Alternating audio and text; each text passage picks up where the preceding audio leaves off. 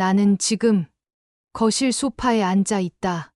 며느리가 건넨 따뜻한 차를 받아들고 그 아이의 얼굴을 바라본다. 참 예쁘게 웃는구나. 그런데 이상하지? 그 눈빛만큼은 전혀 웃고 있지 않아. 70평생을 살아오면서 배운 게 있다면 사람의 진심은 눈에서 나온다는 것이다. 며느리의 눈은 늘 차갑다. 나를 볼 때마다 귀찮다는 듯, 빨리 사라졌으면 좋겠다는 듯, 그렇게 바라본다. 처음엔 내가 예민한 건가 싶었다. 며느리도 처음 시집 온 거니까 서로 적응하는 시간이 필요하겠지. 그렇게 스스로를 달래며 지냈다. 하지만 시간이 지날수록 확신이 들었다. 이 아이는 나를 진심으로 싫어한다. 어제 밤이었다. 내 방문 앞을 지나가던 며느리와 아들의 대화가 들렸다. 문틈으로 새어나오는 목소리는 낮았지만 내 귀는 아직 또렷하다. 여보, 어머니 이제 연세도 많으신데 요양원 알아봐야 하지 않을까요?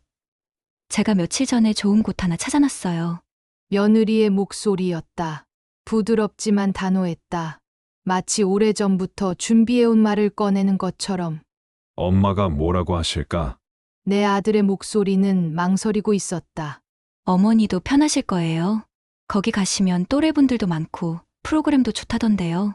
우리도 솔직히 좀 힘들잖아요. 힘들다. 그래.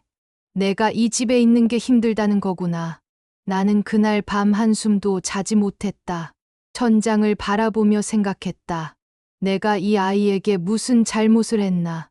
간섭한 적도 없고 최대한 조용히 지내려 했는데. 아니, 알고 있다. 내가 뭘 잘못했는지. 내가 가진 게 너무 많았던 게 잘못이었다.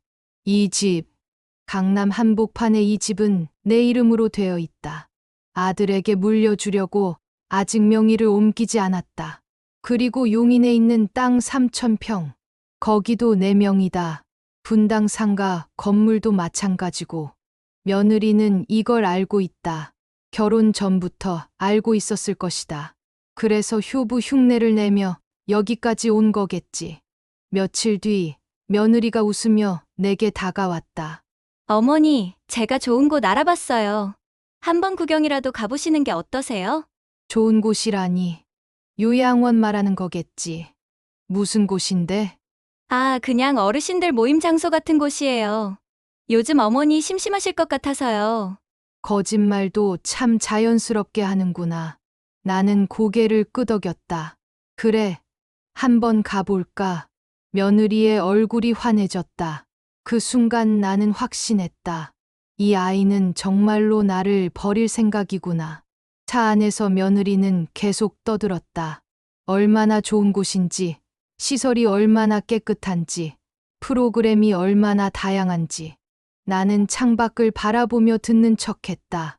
차가 멈춘 곳은 경기도 용인. 낯선 곳이 아니었다. 너무나 익숙한 곳이었다. 여기가 어디냐? 며느리가 내 팔을 잡으며 말했다. 어머니, 천천히 가세요. 여기 정말 좋은 곳이에요. 입구에 들어서자마자 직원 한 명이 우리를 발견하고는 눈이 휘둥그레졌다. 그리고 곧바로 달려왔다. 원장님, 오늘 오신다고 말씀 안 하셨잖아요. 원장님. 그 말이 떨어지자 며느리의 얼굴이 굳었다. 나를 바라보는 눈빛이 달라졌다. 어머니, 여기가. 응. 내가 15년 전에 세운 요양원이다. 며느리의 입이 떡 벌어졌다. 나는 천천히 안으로 걸어 들어갔다. 복도 벽에는 액자들이 걸려 있었다. 요양원 창립 당시 사진, 증축 기념 사진, 봉사단체와 함께 찍은 사진들. 그중 가장 큰 액자 속에는 젊은 시절에 내가 환하게 웃고 있었다. 청담 실버타운 창립자 박영숙이라는 글씨와 함께. 저는 몰랐어요. 정말. 며느리가 더듬거리며 말했다. 나는 돌아보지 않았다. 몰랐겠지. 내가 알아볼 생각도 안 했으니까. 직원들이 하나둘 모여들었다. 원장님이 오셨다는 소문은 빠르게 퍼졌다. 모두가 나를 반갑게 맞아주었다. 원장님, 차 한잔 하고 가세요. 아니야. 오늘은 며느리한테 이곳을 보여주러 왔어. 나는 며느리를 데리고 요양원 구석구석을 돌았다. 1층 식당, 2층 물리치료실, 3층 입소자 거실. 모두 내가 직접 설계하고 만든 공간들이었다. 이 요양원은 내가 50대에 시작한 사업이야. 그때 남편이 먼저 세상을 떠났거든. 슬퍼할 시간도 없었어. 아들 대학 보내야 하고 먹고 살아야 했으니까. 며느리는 아무 말도 하지 못했다. 처음엔 작은 노인정 하나로 시작했어. 거기서 어르신들 식사 챙기고 빨래하고 청소하고 그렇게 10년을 일하다가 돈을 모아서 이 건물을 샀지. 그때부터 제대로 된 요양원을 만들고 싶었어. 나는 창밖을 바라봤다. 넓은 정원이 보였다. 어르신들이 산책하고 있었다. 이곳 입소자가 지금 150명이야. 직원만 80명이 넘고 다들 나를 원장님이라고 부르지만 나는 그냥 이곳을 만든 할머니일 뿐이야. 며느리의 얼굴은 새하얗게 질려 있었다. 왜 놀라냐? 내가 나를 버리려던 곳이 바로 내가 만든 곳이라서. 어머니, 저는 변명하지 마. 다 알고 있어. 나는 며느리를 데리고 내 사무실로 갔다. 그곳에는 또 다른 직원들이 기다리고 있었다. 그리고 내 아들도. 엄마, 아들이 놀란 표정으로 나를 봤다. 내 아내가 나를 여기 보내려고 했더구나. 그게 엄마 오해예요. 오해가 아니야. 내 아내는 지난 몇 달 동안 인터넷으로 요양원을 검색했어. 여러 곳에 전화도 했고, 심지어 친구들한테도 시어머니 요양원 보내려는데 어디가 좋냐고 물어봤지. 며느리의 얼굴이 더 하얗게 변했다. 그걸 어떻게? 내가 모를 줄 알았어? 너희 집 와이파이 기록 다 남아있어. 내 전화 통화 내용도 다 들었고. 거짓말이었다. 하지만 며느리는 그걸 몰랐다. 내가 실제로 확인한 건 며느리가 친구들과 카페에서 나눈 대화였다. 우연히 그 카페에 있던 내 지인이 전해준 이야기였다. 어머니, 정말 죄송해요. 제가 잘못 생각했어요. 며느리가 무릎을 꿇었다. 하지만 나는 차갑게 고개를 저었다. 일어나. 무릎 꿇는다고 용서되는 게 아니야. 나는 책상 서랍을 열었다. 거기서 한 장의 서류를 꺼냈다. 이게 뭔지 아니? 뭔데요? 재산 상속 포기 각서야. 아들이 깜짝 놀라며 말했다. 엄마, 그게 무슨 말씀이세요? 조용히 해. 내 아내가 나한테 한 짓을 생각하면 이 정도는 약한 거야. 며느리는 떨리는 손으로 서류를 받아들었다. 그 내용을 읽던 며느리의 눈에서 눈물이 떨어졌다. 어머니, 제발. 내가 나를 버리려 했을 때 나는 한 번도 생각하지 않았니? 내가 어떻게 이 재산을 모았는지, 얼마나 고생했는지. 나는 창밖을 바라봤다. 정원에서 어르신 한 분이 휠체어를 타고 산책하고 있었다. 저 어르신은 자식들한테 버려진 분이야. 아들 셋, 딸 둘 있는데 아무도 안 찾아와. 명절에도 혼자야. 며느리가 고개를 들었다. 나는 저렇게 되기 싫었어. 그래서 평생 자식 잘 되라고 모든 걸 바쳤지. 근데 내가 나한테 한 게 뭐니? 나를 짐처럼 치워버리려 했잖아. 정말 죄송해요. 며느리는 소리 내어 울기 시작했다. 하지만 나는 마음이 흔들리지 않았다. 이 서류에 사인해. 그럼 너는 내 재산에서 완전히 제외돼. 이 집도, 땅도, 건물도, 모든 게 내 몫이 아니야. 엄마, 아들이 소리쳤다. 엄마, 그건 너무 하시는 거 아니에요. 걔도 잘못을 뉘우치고 있잖아요. 뉘우친다고? 걔는 지금 재산 날아가는 게 슬퍼서 우는 거야. 나한테 미안해서가 아니라 나는 아들을 쳐다봤다. 너도 마찬가지야. 내 아내가 나한테 저런 말할 때 왜 막지 않았어? 옆에서 듣고만 있었잖아. 저는 말 안 해도 돼. 너도 결국 돈이 중요했던 거잖아. 엄마보다. 그 말에 아들은 아무 대꾸도 하지 못했다.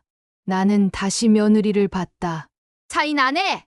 며느리는 떨리는 손으로 펜을 들었다. 그리고 서류에 이름을 적었다. 사인이 끝나자 며느리는 주저앉아 버렸다. 이제 됐어.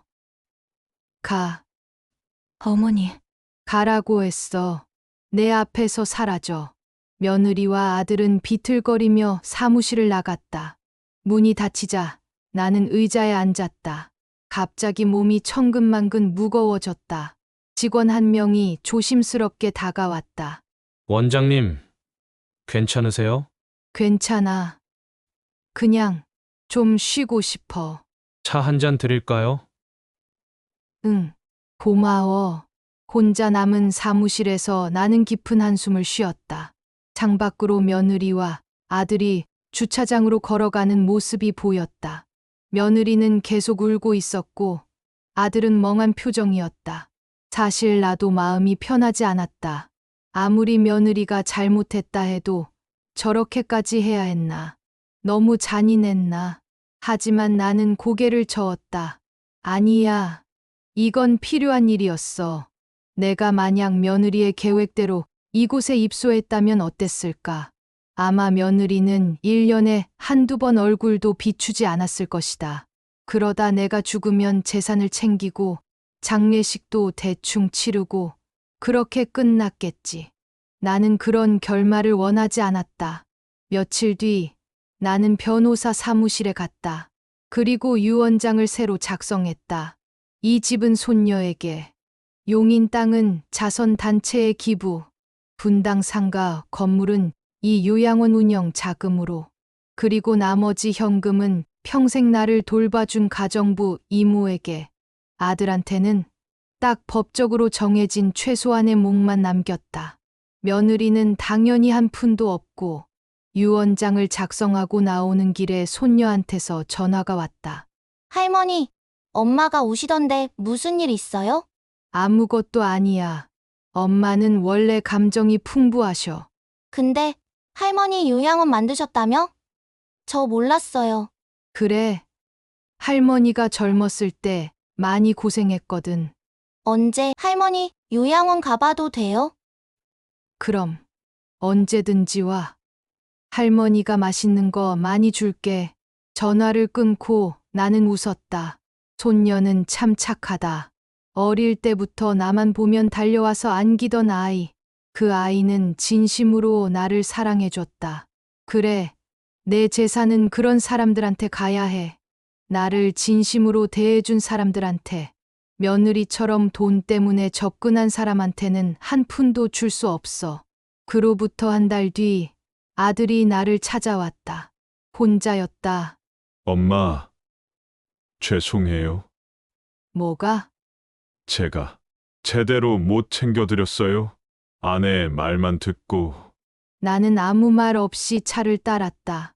엄마, 그 서류 다시 생각해 주실 수 없어요? 안 돼. 엄마, 너도 공범이야. 내 아내 혼자 한 게 아니라고. 아들은 고개를 숙였다. 하지만 너는 내 아들이니까 최소한의 몫은 남겨뒀어. 그걸로 만족해. 엄마, 죄송해요. 정말. 이제 와서 미안하다 해도 소용없어. 이미 다 끝났어. 아들은 한참을 앉아 있다가 일어났다. 돌아가는 뒷모습이 초라해 보였다. 하지만 나는 마음을 단단히 먹었다. 어쩌면 이게 내가 아들한테 줄 수 있는 마지막 교훈일지도 몰라. 사람을 함부로 대하면 안 된다는 것. 특히 가족을. 지금은 이해 못하겠지. 하지만 언젠가는 알게 될 거야. 나는 창밖을 바라봤다. 요양원 정원에는 여전히 어르신들이 산책하고 있었다. 저분들은 모두 누군가의 부모였고 누군가의 할머니, 할아버지였다. 그런데 지금은 이곳에 혼자 계신다. 가족들한테 버려져서. 나는 절대 저렇게 되고 싶지 않았다. 그래서 미리 손을 쓴 거야. 며느리가 나를 버리기 전에 내가 먼저 며느리를 버린 거지. 이게 잔인한 걸까? 아니면 현명한 걸까? 잘 모르겠다. 하지만 한 가지는 확실해. 나는 후회하지 않아. 내가 평생 모은 재산을 나를 사랑하지도 않는 사람한테 넘겨줄 순 없으니까. 나를 버리려던 그 요양원이 결국 며느리의 욕심을 묻어버린 무덤이 된 셈이지. 이제 나는 편하게 살 거야. 내가 원하는 대로, 내가 사랑하는 사람들과, 그게 내가 평생 일하고 고생한 대가야. 며느리여, 미안하지만 이건 내가 자초한 일이야. 나를 버리려 했던 그 순간, 너는 이미 모든 걸 잃은 거야. 나는 차를 한 모금 마시며 창밖을 바라봤다. 햇살이 따뜻하게 내리쬐고 있었다.